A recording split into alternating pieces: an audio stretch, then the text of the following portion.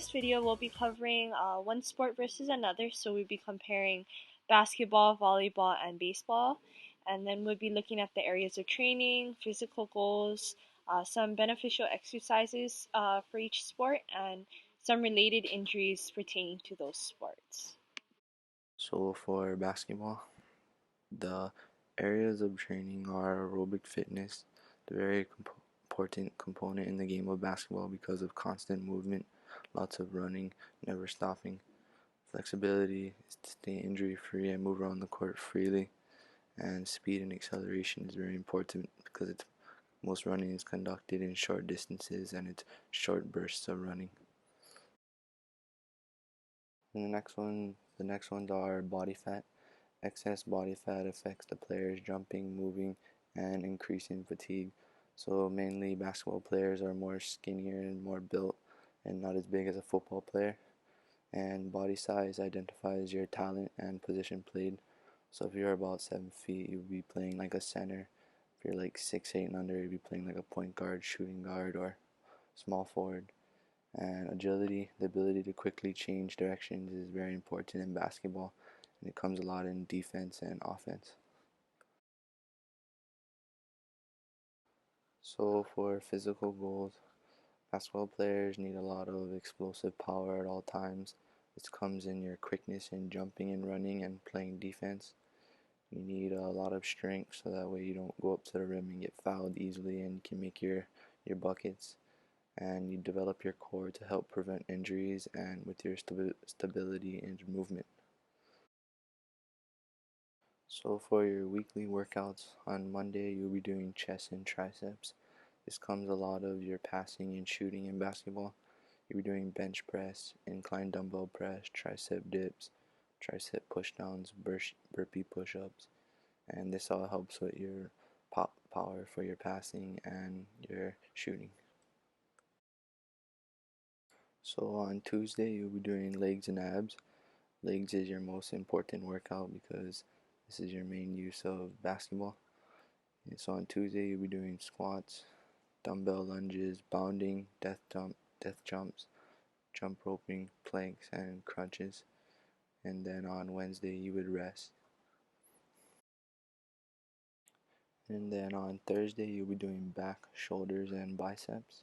For this you will do pull-ups, dumbbell shoulder presses, cable seated rolls, dumbbell lateral shoulder raises, bicep curls, hammer curls, and these all help with your pivoting and twisting in basketball.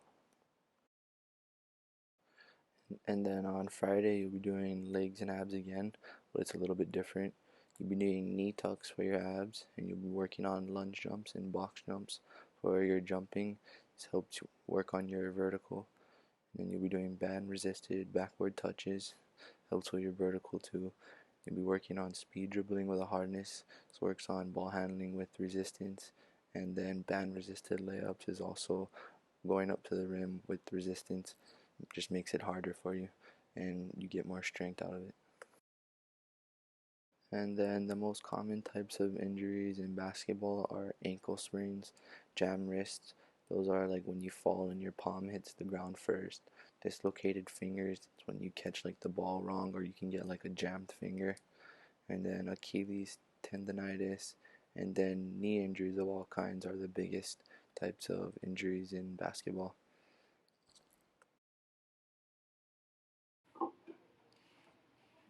Hi, my name is Ashley, and for our ESS project, I chose to research volleyball. I chose volleyball because my mentor is a collegiate volleyball player.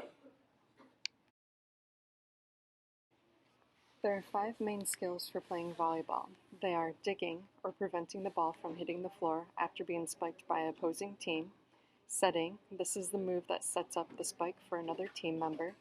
Spiking or serving, which are both attack strategies in which you are hitting the ball over the net with a high force and at an angle that is not easily returned by the opposing team. And blocking, defending your opponent's attack. Well, research has shown that when training for volleyball and sports in general, the most optimal way to train is to mimic movement patterns that are sport specific. The physical goals for training are to increase power, speed, agility, and stability. And this sport is largely anaerobic.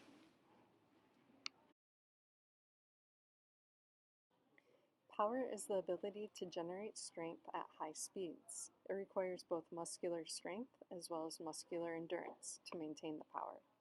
Volleyball requires a lot of powerful movements from both the upper and lower body. The upper body is required strength for spiking and serving, whereas the lower body requires it for their vertical jumping. The major muscles used in jumping are the quads, hamstrings, glutes, and calves. For training in strength, you'll find a lot of resistance training, plyometrics, jumping, and use of the medicine ball. Agility is defined as the ability to change the body's position efficiently. This is very important for volleyball because you have to position your body in front of the ball. This requires, of course, flexibility, which is obtained through dynamic stretching before and static stretching after. For speed and agility, you'd like to keep the exercises short and quick to mimic the movement that you would see on the court. You find a lot of follow the leader exercises as well as backpedaling, side shuffles, ladder drills, and jump roping. Stability is another important aspect of volleyball.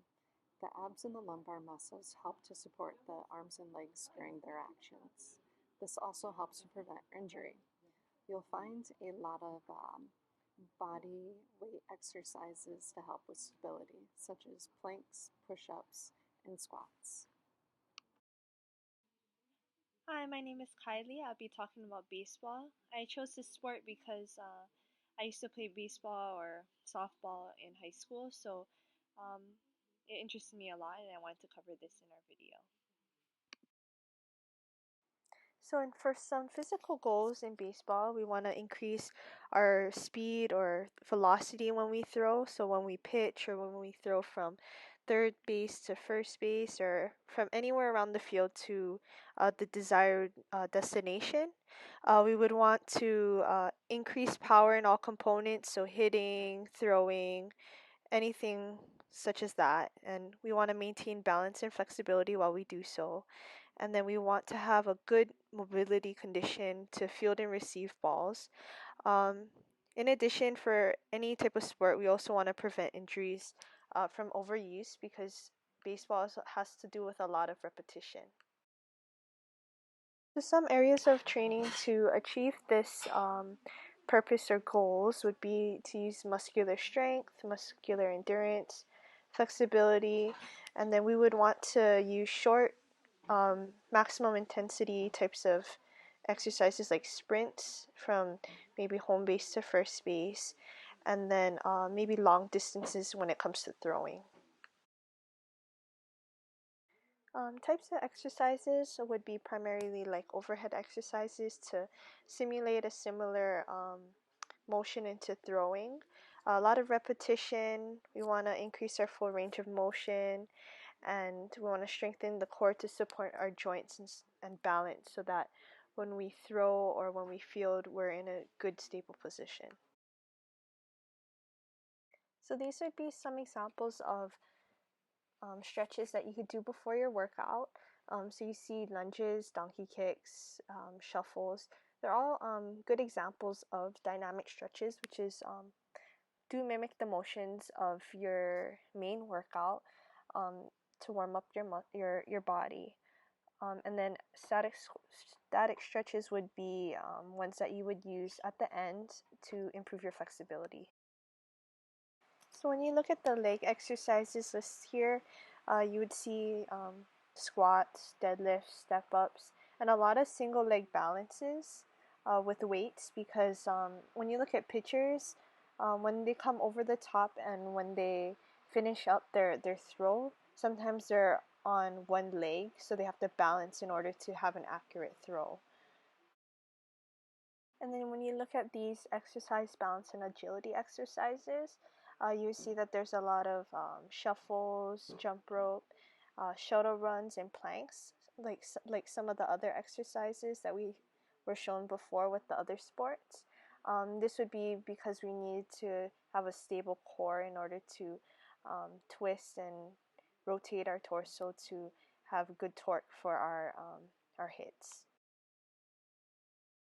So these are some of the upper body exercises that we would use in softball or baseball because we want to concentrate on strengthening the shoulder and all the muscles around it because um, shoulder injuries and elbow injuries are one of the highest related injuries when it comes to baseball. So related to these exercises, there's some injuries that correspond with our sport. For baseball, there was a survey done that in 2001 where pitchers were injured.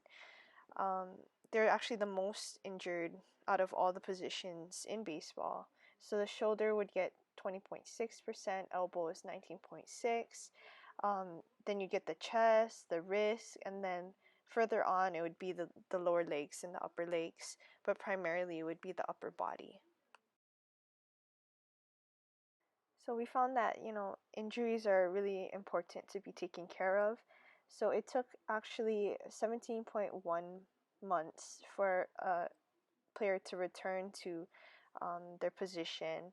And then there was an increase in elbow injuries, which is with a decrease in shoulders injuries. And then statistical measures were found that through this pitching indicator that recorded the amount of pitches that were thrown each time around. So after evaluating each of our sports, we compiled each term into the respective categories. And for baseball, we found that power was our top, and then after that would be muscular strength and endurance, and then flexibility.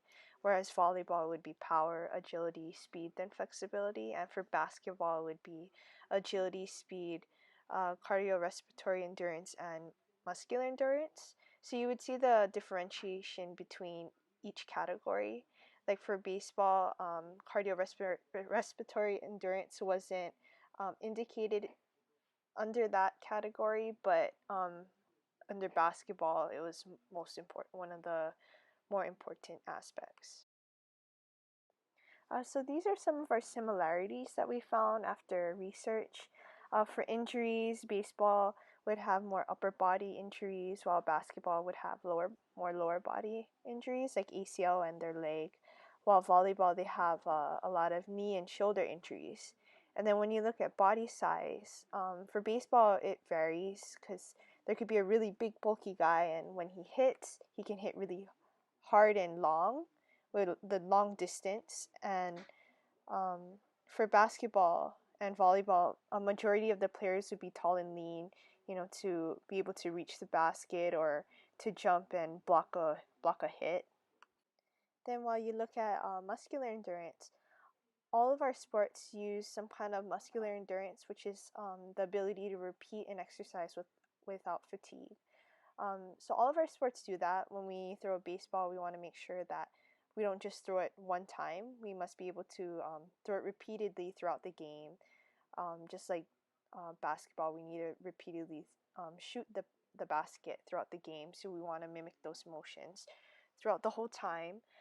For speed, baseball uses a lot of sprints, while basketball uses a lot of long runs in duration. And for volleyball, it's minimum with short paces, so you want to be fast and be able to backpedal. So it's each of the sports are a little bit different.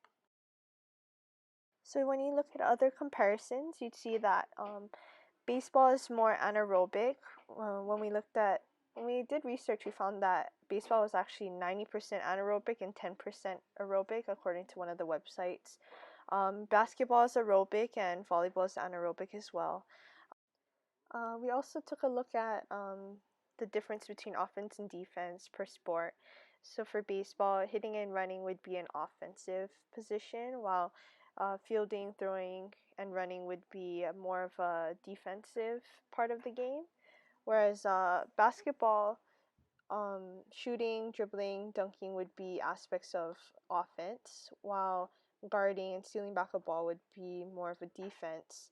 and it depends on which side of the court you're on.